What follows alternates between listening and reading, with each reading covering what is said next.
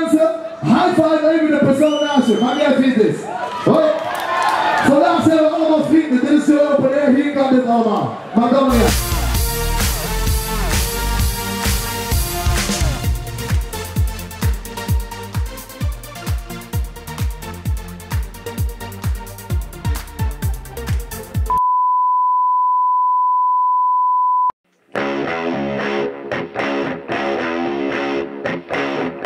Vandaag doen we hoe snij je een appel door.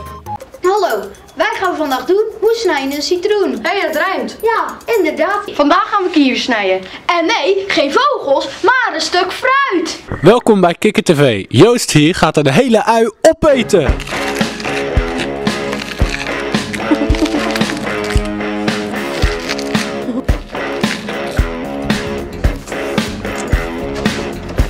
Lekker!